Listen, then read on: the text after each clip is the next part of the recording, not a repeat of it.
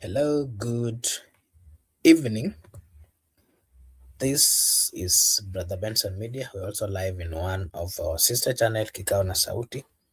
And over here, we do say that your opinion counts.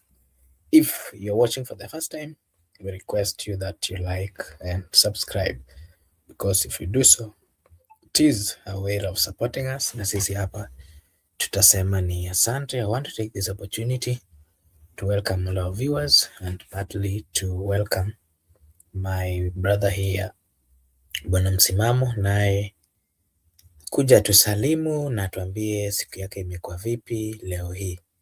Bwana Msimamo, karibu. Mimi ndugu yangu, nashukuru Mungu nimekaribia, lakini kwanza, awali ya yote, pokea zangu. Wale ambao wanatufuatilia pia wapokee zangu. Mimi kwa kweli hali yangu ilikuwa bomba zaidi, nashukuru Mungu, na tuko hapa tena kuendeleza yalivyo. Kwa hiyo kazi kwako kaka, maana niko ngange kwa maswali leo. Asante. Okay, asante sana. Thank you so much for finding time to join us. We really appreciate. And as we want to start the conversation, I want to as well remind our viewers, as usual, that over here we do say that your opinion counts.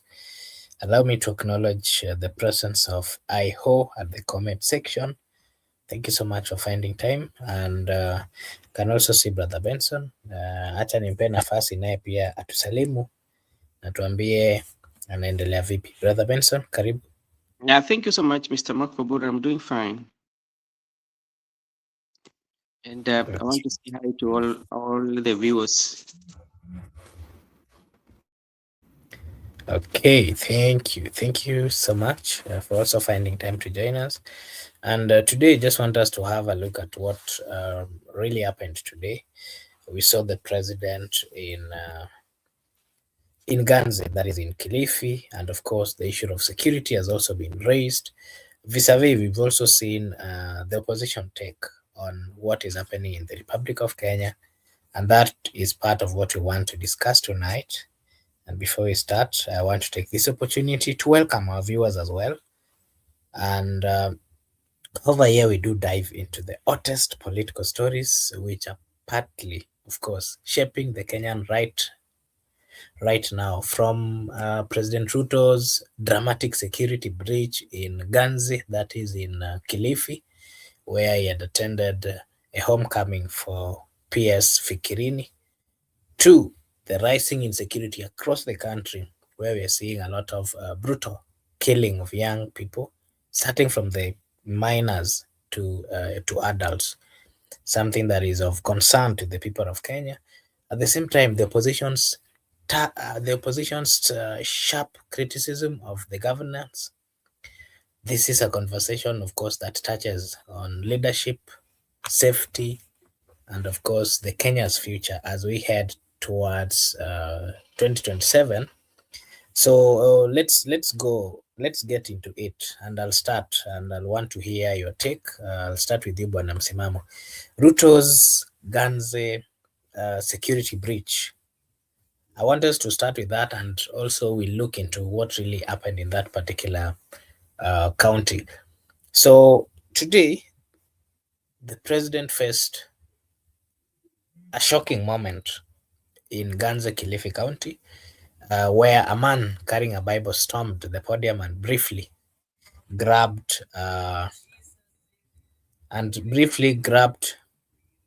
president before the securities intervened.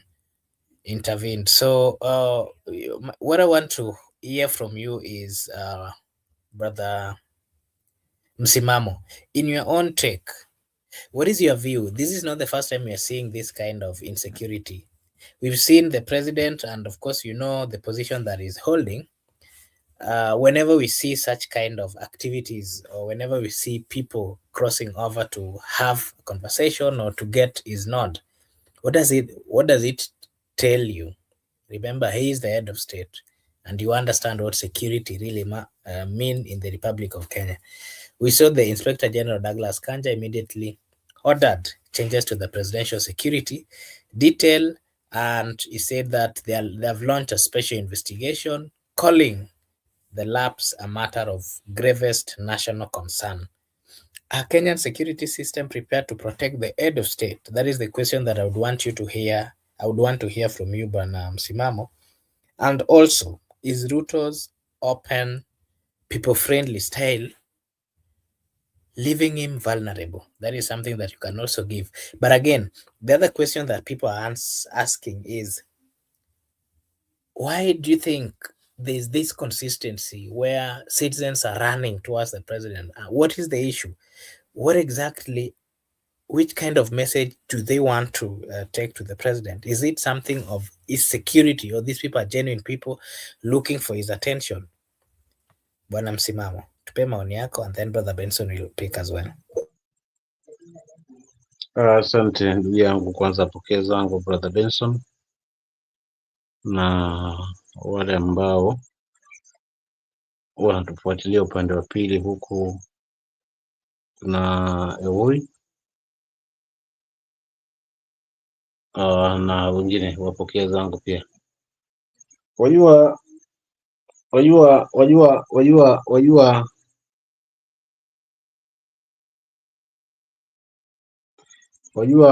Wajua kwamba dalili ya mvua siku zote ni mawingu, lakini pia vile vile wanasema weather siku njema ionekana asubuhi.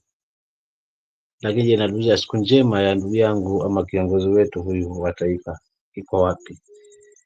Kwa sababu matukio haya yamekuwa sasa ni mfuatiliaji zaidi, yani ni mfululizo. Tangia pale kwa Kiatu, tukarudi tena upande ule wa Northeastern, tukaona kijana amepandwa na mora ametuka ndani ya jukwaa. Lakini vile vile pia kufumba na kufumbua huko Northeastern, tukaona mzee anakimbizwa na balloon. Lakini tukirudi tena kwa leo, jamaa alioshika Bible kaingia haswa alipo. Kwangu, kimoni yangu ni kwamba kuna jambo ambalo haliendi sawa, na hataki kukubali kwamba haliendi sawa. Analazimisha watu waamini kwamba anafanya kazi bora kuliko wengine wote ambao watangulizi wake wote walimtangulia.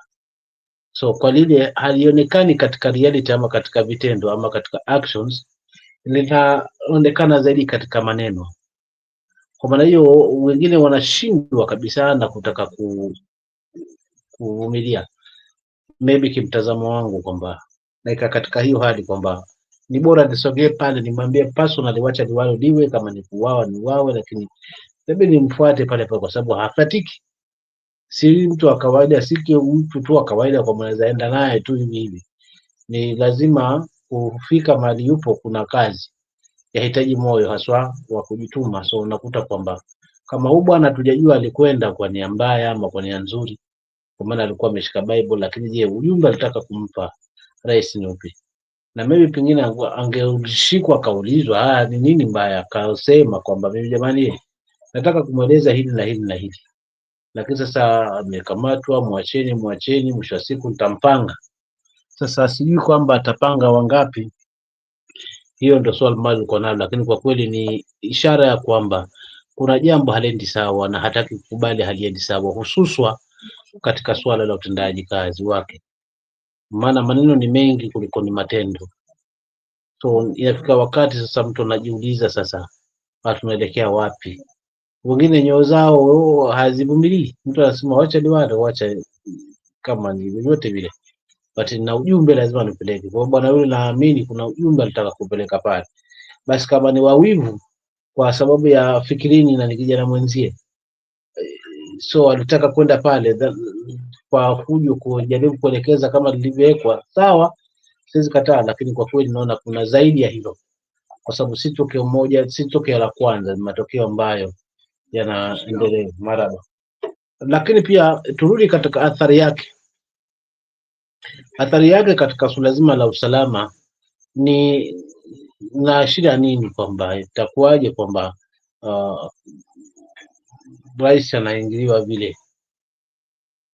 So inashusha pia upande wa security kwamba hawajajiandaa vilivyo, wamezoea kawaida kwamba watu watakuwa sina kuogopa, kwa sababu matukio kama yale, mfano kama angekuwa ni wa kumwathiri, nadhani pale pale angeweza kufanya chochote kile, kwa sababu alimfikia alipo.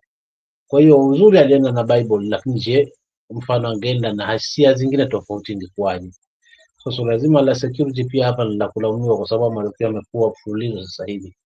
So wakaache kujiamini kama wanataka kumlinda kwa kweli, na si kwamba naongea kwa ubaya, lakini naongea haswa na kutokana haswa, si jambo ambalo marais wengine tulivyoliona lile, unaona. So nadhani hilo pia linafaa kuangaliwa zaidi ya upande hao, wao wasikiliwe na mlinda, lakini kubwa zaidi kutengeza trust kwa mwananchi ni bora zaidi, kuwe na maneno ambayo anaweza jihesabia yeye mwenyewe, akiangalia pengine elimu sasa inapatikana, afya haina mambo mengi, unaona. Taxation pia, tax ile imepunguzwa, mafuta yanapatikana, yani uchumi umeimarika. Lakini kama ni hii story ya kila siku ya kwamba tuliwapa PSS wangapi, tuliwapa position wangapi, hatutaki kuunga jamii hii mkono, tunataka kwenda kwa hii kwa sababu jamii hii imeanza hivi na blaming game.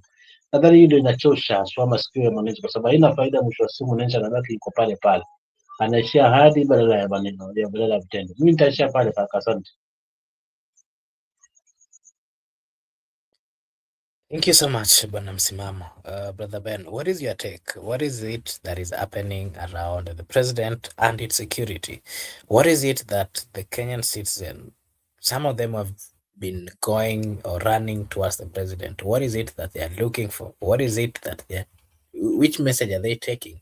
And again, having in their minds the level of security and the repercussions, why is it that, they are getting to this extent? Brother Ben. Okay, Makomura, thank you so much. I would look it into two perspectives. One, it is do I call it the dramas, or is acting? Because if you're very keen, that person was saying that Nataka usaidizi. I had something like Nairobi. How would somebody from Nairobi just follow president to Mombasa? That is one. So that one would tell you maybe it was something that was planned to achieve a particular or to achieve a particular intention. Remember, if you look at the setup on how the president was sitting, this was a homecoming. It means the people who will be sitting next or where president should be, these are people that should be vetted. They should be known, not an ordinary that would want to sit. And you cannot walk all the way from the back carrying the Bible and passing all those security.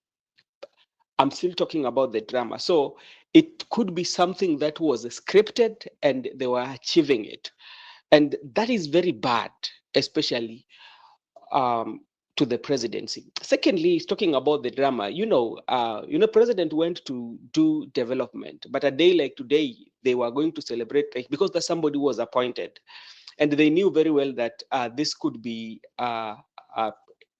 There was nothing that could be talked about on that day, so they could have created something to make people talking about the president and all that. So that is that. Now, let us look at the real issue now. The exposed at which the presidency is. It is very bad, especially for the security of the president to be breached. Remember, president right now in the country is the mostly guarded person. The presidency and the president, the person, is the mostly guarded person, bearing in mind is the head of state, and if something happens, things can go wrong, So there is no way in which you can allow even somebody to access the presidency. Remember, this person passed the security until it touched the president, and had the president on the shoulder. What does that one show? That one it shows how the security of the president is not well managed, and that one is exposing the security of the president. Secondly, what does it show? It shows that there must be great lapses, especially within the team of the president, because you might be doing it for political optics, but it's not giving a good picture even internationally. What if, for example, this person had a bad intention? He could have achieved what he wanted, even if it was a matter of stabbing president with a knife. That he could have done that, even if he could have not killed the president. But at the end of the day, he has reached the president. You know, that is very, very, very bad. But it's not the first time that this is happening. It has happened now. This could be the third time that is happening, that a civilian could access the president and the dais. And I think if it happens for the very first time, it is required that the security apparatus would go and evaluate the arrangement of the security of the president. It doesn't matter, even if the president saying that wachana na yeye, wachana na, there you've taken an oath to protect the presidency. You don't have to listen to the president. That's why the president, they do not drive. That's why everything that the president is doing has to be monitored. You know, Remember, if you want to know how bad this is, when JF Kennedy, especially the president of America, was shot dead, yeah, the American actually reviewed the security of the presidency because of that. And it's not very easy for you to access the president of the United States. It's not very easy to access them, even just to be. Like, for instance, yesterday I was watching in the news, somebody was trying to just shoot at the resident of the president, and the Secret Service were not having it, you know?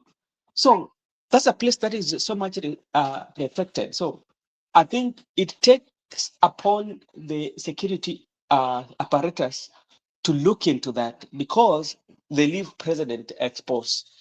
So that is what I can say.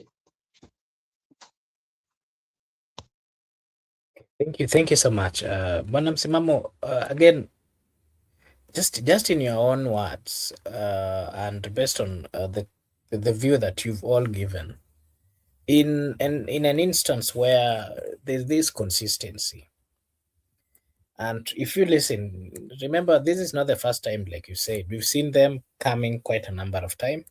And remember, some of them have been given the opportunity to speak, and whenever they speak, most of them are just asking for help from assistance, either financial. Majority of them are actually looking for financial support from the president. What does that tell you then about the leadership that we have? The citizens have gotten to a point where they are not being listened to, and so they are risking their lives doing something that they're not even supposed to be doing, and they do not care. They know very well that once you breach that protocol, you can either be killed or you will be taken to jail. What does this tell you about the situation within the country? Are things okay with the people? Are people stressed? What exactly is happening? Bwana Msimamo, you give us your take on that. And again, I want us to just finish up on that again. The issue of the reason why president was in this particular, you know, a ceremony. He had gone there to attend a ceremony that is called the home welcoming of Fikirini Jacobs. Remember, Fikirini Jacobs is a young man who was actually poached, if I can use that word, by Raila Amolo Odinga when he had visited the coast region, and Fikirini was still a student leader, and he spoke. And from that day, Raila gave him an opportunity, and the other time we saw him also being nominated or appointed by President William Samoei Ruto. Just that appointment and the man Fikirini Jacobs, in your own way, Bwana Msimamo, what does that tell you about the young people and how he has always presented himself? People have always said that that young man is going far. What is your view? Is he representing the views of the young people at the coastal area? And with this appointment, what does that tell you, Bwana Msimamo? Asante. I represent vijana, hilo la haraka, na sababu ni kwa sababu unajua unapopewa kazi basi lazima pia uhuru uwepo. ule ambao utaweza kutoa yale makali yako, kama ni ujuzi, kama ni usomi, basi utofanya kwa uweledi zaidi. But kama umepewa hii kazi kwa masharti kwamba ukifanya mchezo kazi wakati wote unaweza lose kama hautaenda hivi, sasa unabaki sasa kule kusaidia, hausaidii, but unalinda kitu pale mkate. Then hii neno kupanga, basi hata hiyo fikiri inalipangwa kwa sababu alipata hiyo kazi, kwa hiyo maana ilipangwa. Kwa neno kupanga kwamba nitampanga, ngojeni kwanza nitawapanga, ama nitawapanga, ama kijana nitampanga, hata huyo alokwenda nataka kupangwa. Sasa huku kupanga kuna faida nini? Kwa ina faida yake ni ipi kwa mwananchi wa kawaida? Kama itakuwa kwamba anayemjongelea basi lazima atapangwa, na kama hii ni kupangwa, basi ndio hii ndio jibu lake, kwamba kijana katoka alikotoka Nairobi kama alivyodai, na amefuata kwa ajili ya kupangwa, na yeye ameahidi atampanga. Sasa sijui atapanga hii hali kinamna gani, kwa sababu wengi hawapangwi, wachache tu wanaopangwa. Unaona, so nafikiri hilo ndio kubwa zaidi ambalo nitakuliongezea haswa katika hili, kwamba neno kupanga limefikia hatua hiyo, kwa sababu ni si mkutano mmoja miwili ama mitatu, ni kauli akawa kila siku on daily basis. Hata akiwa sehemu nyingine alizungumza kwamba hawa nitawapanga baadaye, fulani yuko basi hawa watabidi uwapange. Sasa kule kupanga si ni namna gani, kwamba ndio ile hela sasa yetu ya mwananchi inatumika tena kwetu kuweza kutumika kama chambo, kuweza kutuvua haswa na kujipeleka wenyewe katika kichinjio. Kwa hivyo nitaongezea hapo kwa security, nadhani kuna utepetevu, kwa sababu hii ni ishara mbaya kama nilivyotangulia kusema, na ndugu yangu ametindia pondo hili, unaona. Lakini vile vile pia kwa yeye mwenyewe mantiki, hadi afikie pale wananchi wamemchukuliaje, heshima ya hii imevunjika wapi, ambayo ilikuwa inadumu miaka yote, lakini sasa hivi imevunjwa hiyo protocol, na watu wanaweza mfikia by all means, piga huwa bila kujali, ni because mambo hayaendi sawa. Kwa hivyo yote ambaye anahitaji kwamba mambo yake ni sawa, basi itabidi amjogelee. Kumjogelea kusika kawaida tu kama mbunge ama nini, kuna kazi. Kwa hivyo muda mwafaka ukipatikana kama huu, acha nikutane na yeye ana kwa ana, wanifanye vyote, nipangwe mimi nishie. Kwa hivyo kwa kweli ni uongozi wa kupanga kwa wale ambao wataweza kuafiki. For those ambao hawataweza kuafika na yeye, basi watajikanga wenyewe kwa mafuta yao. Kwa hivyo hayo ndio mapungufu ambayo nazungumza mimi kama msimamo, kwamba yamelipelekea haswa kushuka kwa viongozi wetu, haswa ile trust kwa wananchi haipo, kwa sababu si mara kwanza tulishuhudia kiatu. Mara kwanza juzi kata tukaona chupa ile kirushwa ya maji, lakini vile vile tukashuhudia haswa Mandela, na sasa hivi tena Coast. So hivi vitu kivichanganya, basi vinaonyesha kwamba kuna mapungufu tele ambayo yapo, kama nilivyotangulia kusema kwamba katika uongozi, yani wao walifukuza kwenye miti badala ya kwenye shambani, na walifukuzaji ya kwenye miti, affordable housing, haya ya kwenye miti. Unaona, hiyo kubadilisha kutoka kwa NHS, hiyo yote ni kwenye miti, na barabara hizi ambazo hazinadi kwa kila siku, hiyo ni kwenye miti. Unaona, so kuna vile ambavyo alikuwa na deal na biashara, uchumi kuanza kwa mwananchi, kwa baada ataipata, lakini ajira zitapatikana za kikamilifu si nje ya nchi, lakini mwisho wa siku pia kuhakikisha kwamba elimu haswa ambayo ni vitu vya msingi, afya na chakula, basi huwe ni vitu ambavyo ni vya vitu ambavyo vitachukuliwa maanani zaidi kwa Mkenya wa kawaida. So nadhani ni hilo ambalo nitaka kuongezea tu hapo. Asante.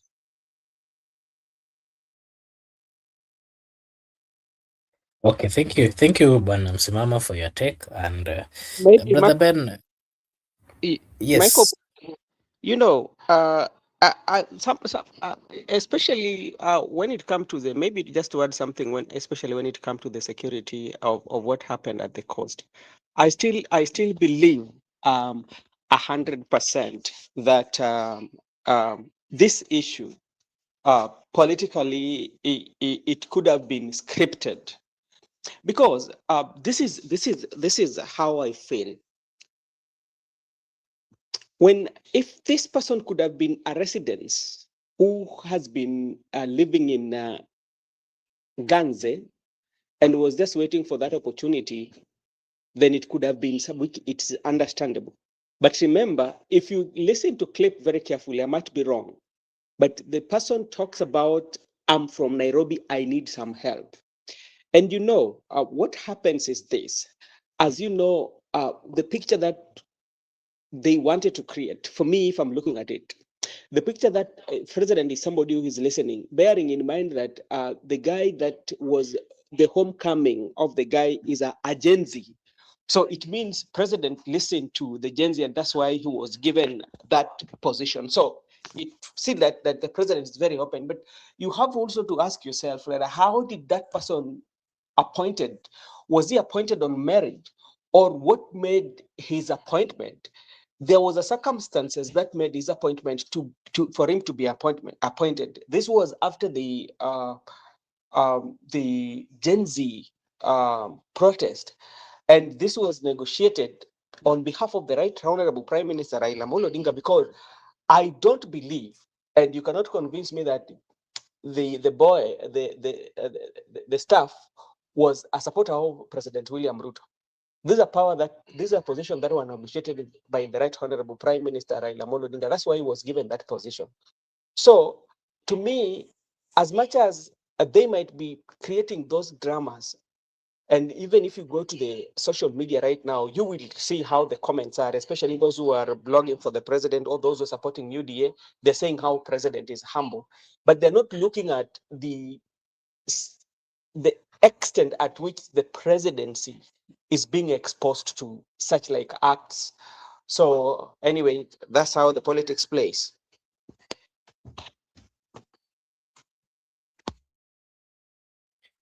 Brother Ben, just on what you've said, I just wanted to give you a view on this as well. In instances where you're seeing this consistency, people coming to ask for financial assistance from the president in a public platform, of course, having in their minds that there's total security over here and it is out of reach of normal citizens. These people knows what it takes. One, you can either be shot. Two, you will be taken to jail. They are fully aware, but they're still making this. What does that tell you about the economy? Is the economy doing good? Why are people risking to this extent, Brother Ben? Makubura, I can say maybe there, but there are some that are not risking. These are just planted dramas that we might see. That's what I think, my own observation, if I'm looking at it politically. Because Makubura, it is not very easy, especially to breach the security of the presidency in majority of African nations or even other world, other nations. It is not very easy. Remember, I can give you a typical example. There was a time when people were celebrating, I don't know, it was Jamhuri or what. There was a guy who tried even to go to the dais during Uhuru Kenyatta's time. That guy was beaten. He did not even reach the dais. It was during celebration, especially when you look at how the Uhuru security used to work and other countries. It is not very, very, very easy for you to reach. Look at what happened in Garissa. That is one. Look at what happened in Migori when the shoe was thrown at him. Those are some of the very, very, very critical observation or incidences that as a security of the president, you have to get worried and you have to evaluate yourself and say that, okay, this should not happen in a working nation or in a world where security agencies are working. I tell you, somebody in charge of presidential security will be summoned by the Senate and the National Assembly. I want to give you a typical example. During the campaign of US, when Trump went to campaign, there was somebody who tried to shoot him. And remember, they are given security at that particular moment in time when they are aspirants. But what happened? Yeah, the Senate, especially in charge of security, summoned the person in charge of the security of the president, and they need to ask those questions. Some of them did resign because they did not do a good job. So this is this is something that is very serious. It's not something that should be taken lightly the way it is.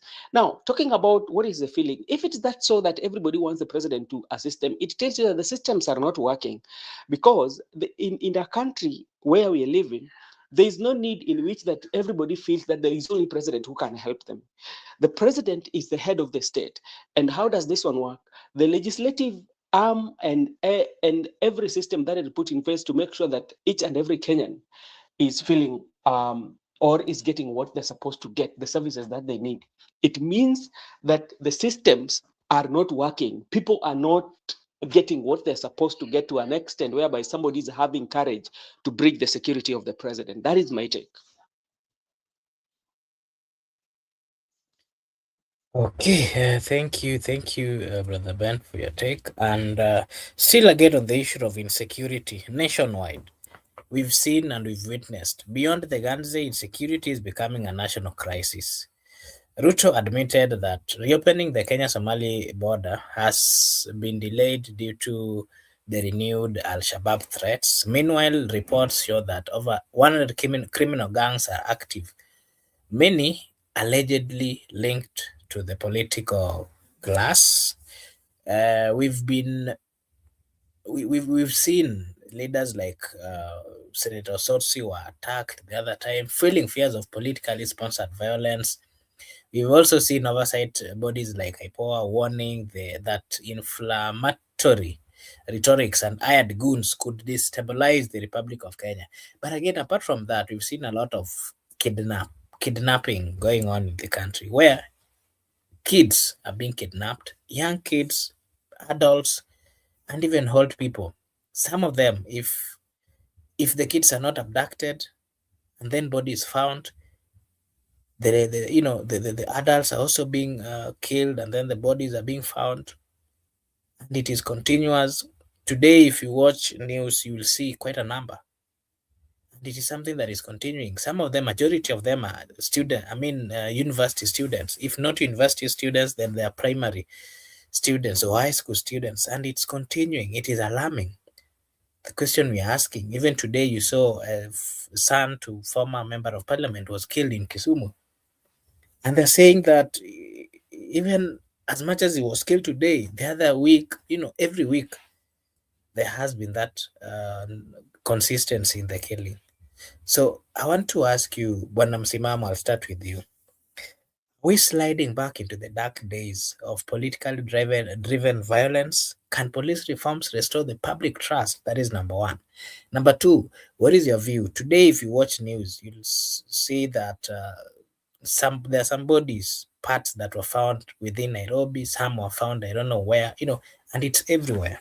What is your view? What is it that is happening that we are witnessing a lot of death? We are seeing a lot of dismembered bodies.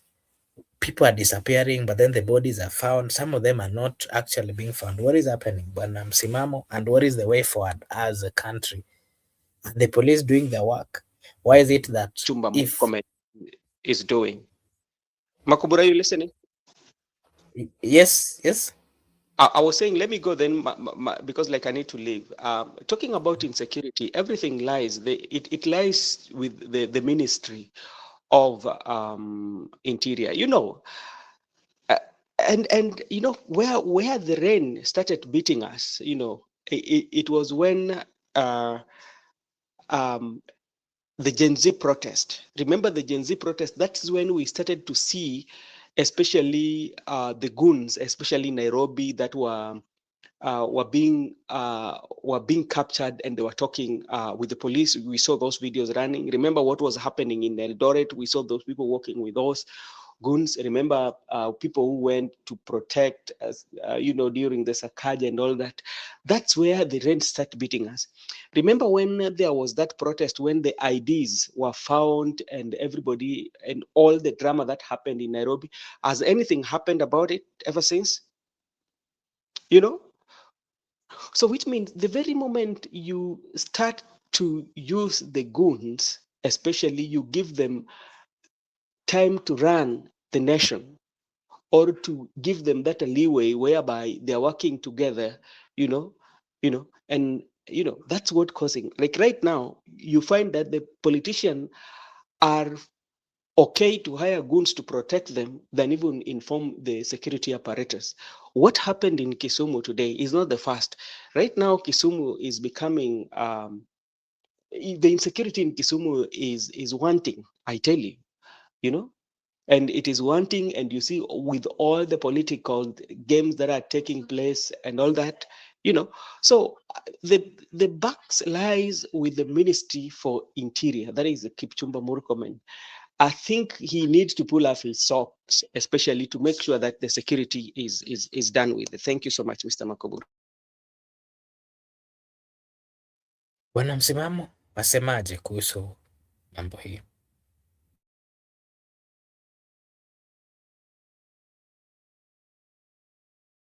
Nadhani nimeeleza sawa zaidi. Sina msemo zaidi ya hicho, nitaka kuzungumzia hivyo hivyo alivyozungumza kwa sababu ni aibu na si jambo kama la kupanga sawa, lakini mbona na matokeo mwenyewe, kwa sababu usalama unaonekana kimataifa. There's a lot of So mimi breaking on your side, Simam. I don't know what the problem is. labda nitoke nirudi tena, labda network. I think you can proceed. I can hear you now.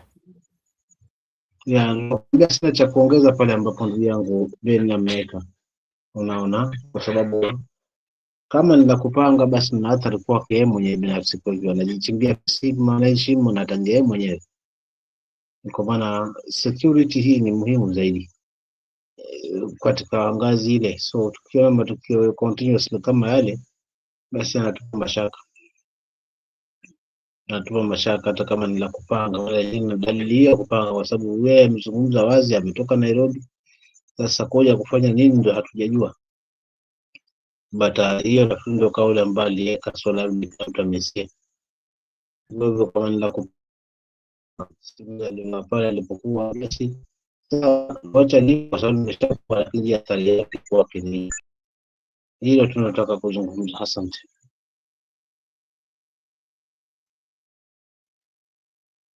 Yeah, thank you, Bwana Msimamo. And I don't know whether you've seen I don't know whether you saw it in news. There was a young kid that was missing, and then apparently for some days, when the baby was found.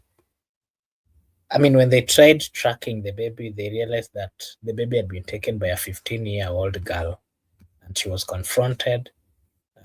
She was giving contradicting informations. That someone sent her or someone didn't send her. She was not really clear about what was happening. But the issue of kidnapping has also been on the rise, Bwana Msimamo. What could be the reason? Because we've seen news here and there that a child has disappeared, but then the outcome then is their bodies are being found. Do you trust the security agencies to protect citizens currently? Because there's high level of insecurity in the Republic of Kenya. What is it that has led us to this point that we are, Bwana Msimamo? How are we going to stop this high level kidnapping that we are seeing in the country?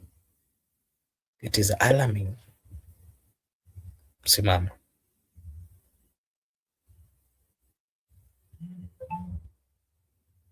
Msimamo.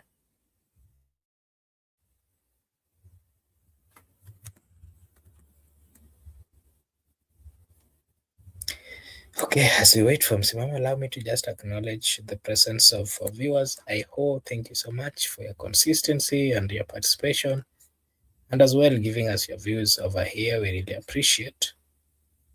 Thank you so much for your support. Allow me as well to acknowledge everyone who is watching, either from Brother Benson Media or Kikao na Sauti. We also live in Facebook. I want to take this opportunity to remind you that we do have this kind of conversations And over here again, we do say that your opinion counts. If you're watching for the first time, we request that you like and subscribe, because if you do so, it is a way of supporting us. Na sisi hapa, we will always be grateful. As I wait for Msimamo to come and give his views, I think the issue of kidnapping is consistent, and as a country or as a people, we need to be very vigilant and very attentive, especially in the areas where we stay or we live, because we've seen it could be there are people who are selling uh, either body parts or whichever, but it's something that is really alarming. We've seen today, if you watch news, you'll realize that so many young people that have disappeared, and what turns out is their bodies are being found, and some parts are actually missing, which is very strange. Bwana Msimamo, I wanted to give you a chance to give your final review on that before we move to the next segment. Hiyo ndio swali lilikatakata, nafikiri net yangu ni basi kama unanipata sasa hivi.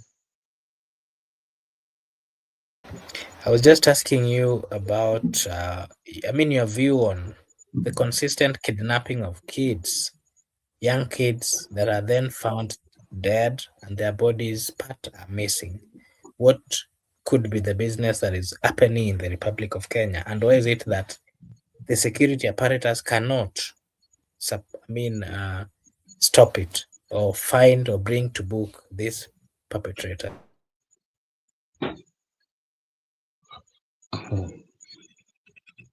Kwanza hili jambo mimi nalilani vibaya mno, si jambo lenye tija swa katika taifa endelevu kama letu ambalo lina mengi ambalo linafaa swa, unaona. Lakini vile vile lawama yangu iko kwa vyombo vya security.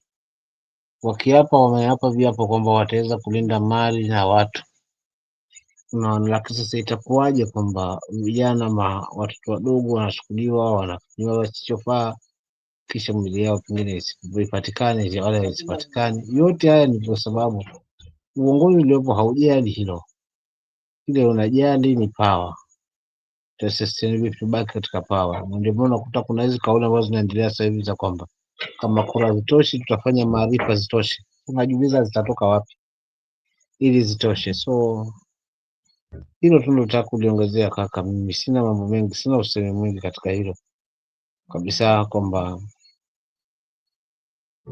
yote haya nataka yeye mwenyewe haswa, na akitaka yaachike, Wakenya wawe na heshima ile, basi afanye wewe kwa Kenya kazi ya mambo mengi. Wakati wa pang'ang'a umeisha, hii kuonekana watu wako korado ndili beze zaileti shamu. Wakati wa kazi wafanye kazi, usione kazi kitendeka, lakini siku nadiwa.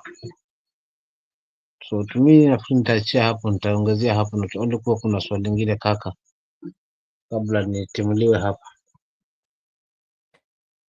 Okay, maybe my last question, or something I would want you to give your view on, is the opposition's take on governance. While insecurity has always dominated headlines of late, the opposition is sharpening its criticism of how the country is being run. Fuel prices remain high. The finance bill 2026 is something that also people have started giving their view, but it has sparked outrage because of what is in it. We will get into that. One of these days, we are going to set a time and fully look into it. The opposition leaders are accusing the President Ruto of failing to caution Kenyans against the economic hardship. The former Deputy President Rigathi Gachagua is insisting that Kenya needs a strong opposition, rejecting any collaboration that Ruto is having with other politicians. Meanwhile, the TIFA poll shows that most Kenyans oppose Ruto's broad-based arrangement with ODM supporters demanding an independent opposition candidate, more so the ones on Linda Mwananchi. This, of course, is raising a critical debate. Is the opposition offering real solution or just criticism? And as Ruto broad-based government weaken democracy by blurring the lines between government and opposition? Msimamo, you'll give us your take. Should ODM, the leader ground, back Ruto, field its own candidate? Or again, on the side of the opposition, what is your view? There has been a lot of urge that they combine and possibly present one candidate so that they solve the problem that they keep on speaking about. Most so coming out to say that the president is not there for the people, is not performing his work. What are your views on that, Msimam?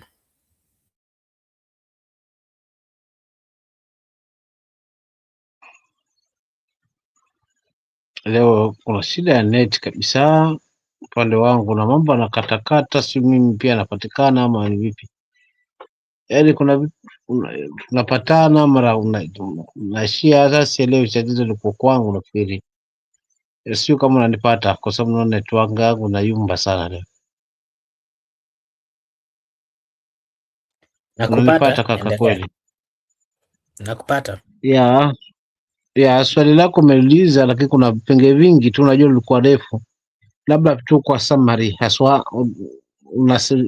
unaliekaje ili niweze kulipata in full, lakini kwa summary kidogo tu.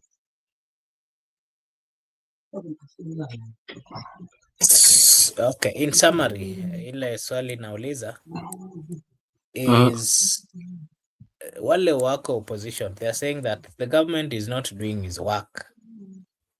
And again, they are saying that President Ruto is not performing as per he had promised to the people of Kenya. And so they need to come up with a solution so that if President Ruto is the problem, if they're coming, which plan do they have? Are they ready to combine their forces and get the president out?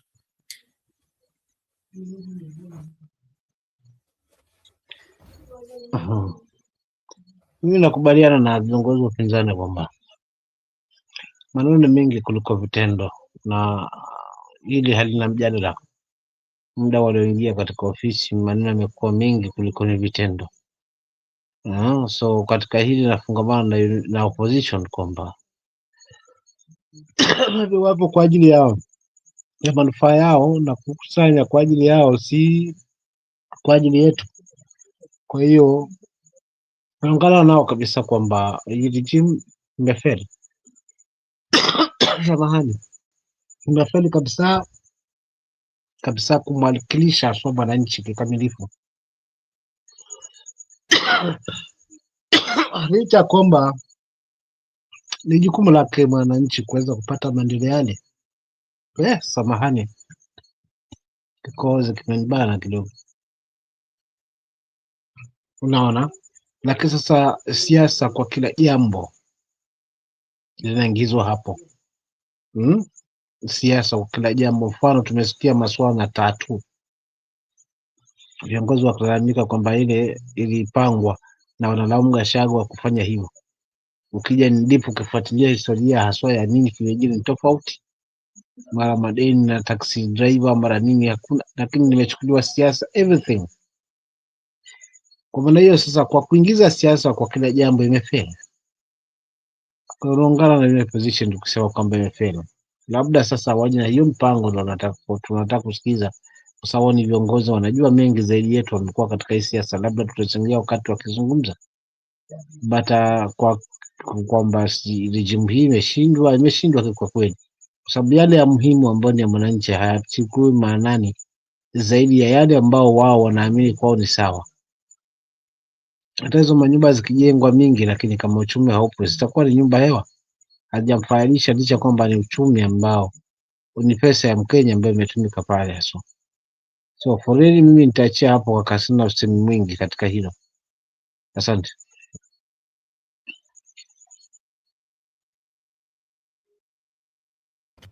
Okay, thank you so much. And a good friend here is saying the united opposition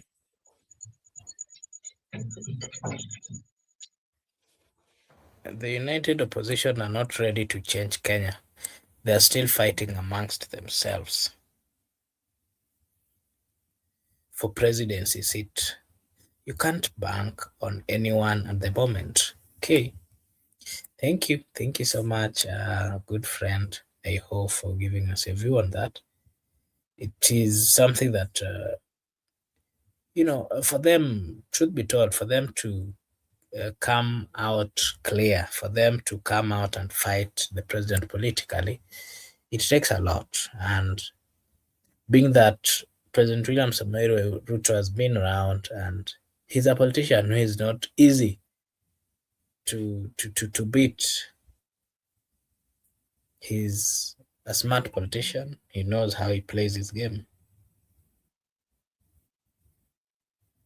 So it is not easy unless the opposition comes up with a proper strategy of getting him out, then probably they will manage, because currently you've started seeing quite a number of leaders, most of the associates of the president, telling the people how they have planned to rig the election. Some of them the other day were coming out to say that it is them who pays the IEBC. Some of them were speaking about Tanzania and Uganda, comparing the intelligence of Tanzania to Kenyan intelligence.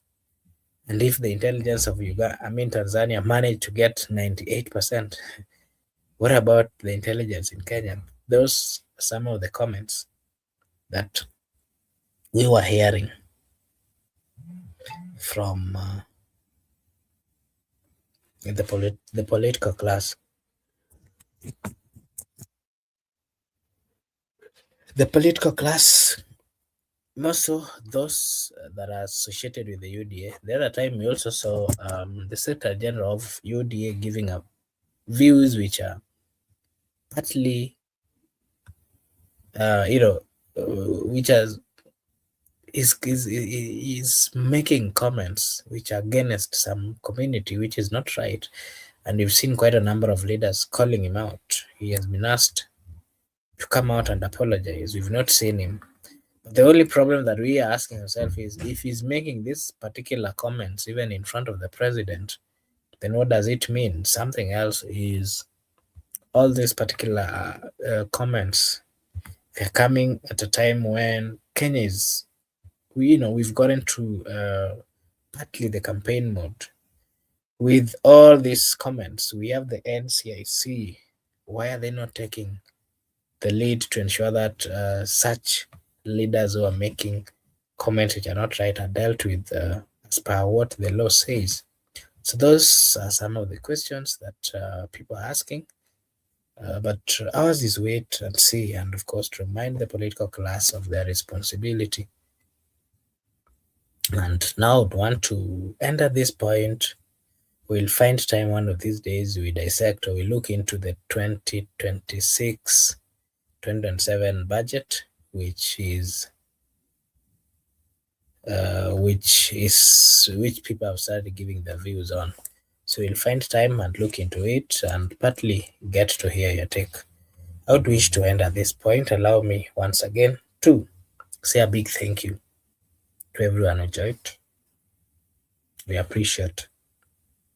We've been live here at Brother Benson Media and also at our sister channel, Kikao na Sauti.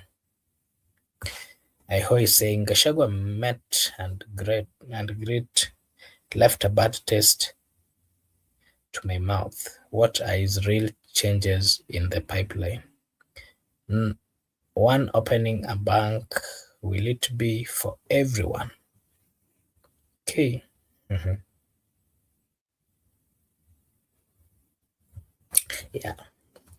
Yeah, so those are some of the questions that people are asking.